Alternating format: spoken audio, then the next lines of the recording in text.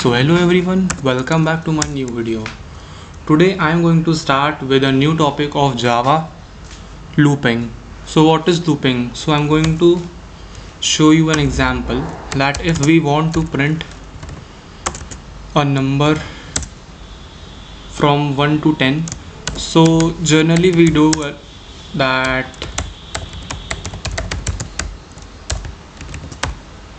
we print this system.out.println n plus plus, adding 1 every time and do the same thing 10 times.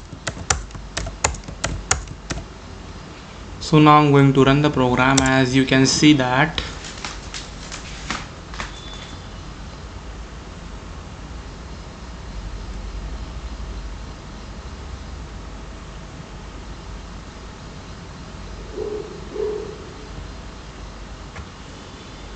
now here you can see that I have printed this 11 times, repeating the same process system.out.println unlimited times.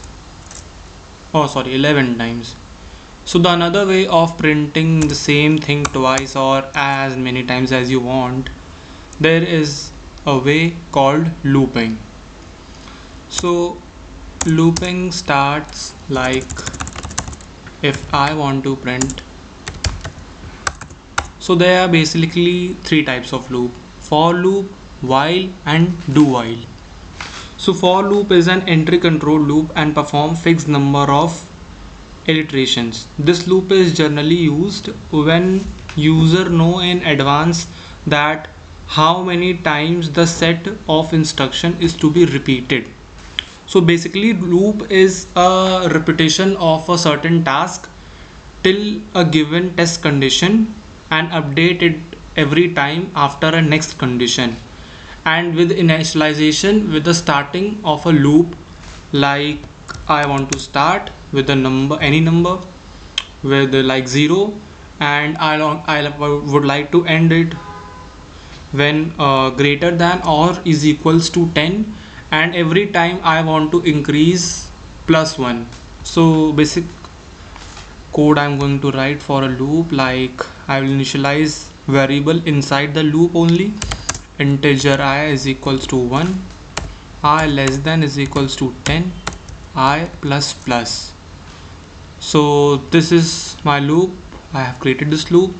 So this is the initialization starting point. It will start from 1 and it will end till less than and is equals to 10. That is, it will end when the loop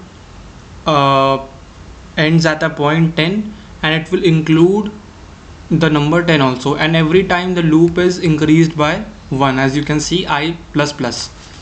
So I'm going to print the output inside the loop only, because if we are not printing inside the loop, only one number is printed outside the loop. So I'm going to print I am going to run this program.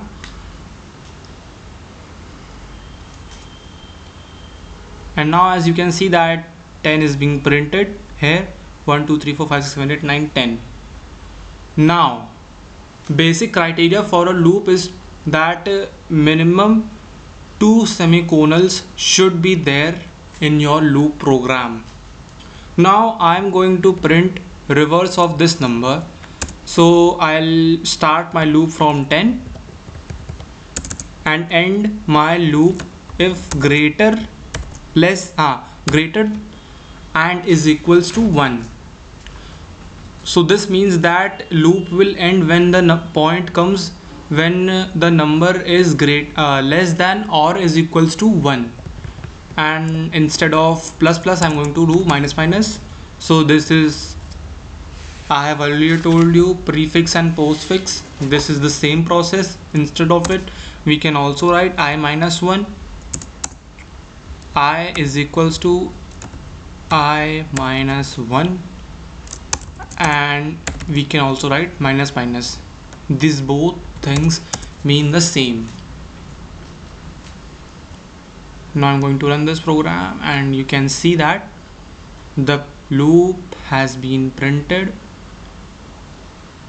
in reverse order. I'm going to again run this program.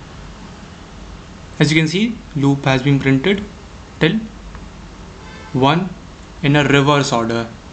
Now I am going to take input from user system dot out dot println, enter the limit, integer n is equals to ss dot next int.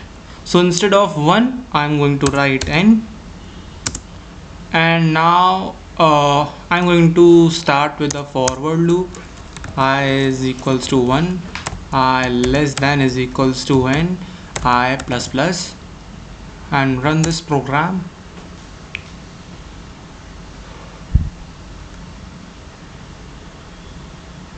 I'll enter 100.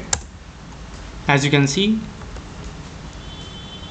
numbers can be printed from 1 to 100. So this is what we know as for loop in Java. This is very useful in big programs and it is commonly used by programmers. So if you like the video, you can like it, and if you want more interesting videos of Java like this, you can subscribe my channel. Thank you everyone.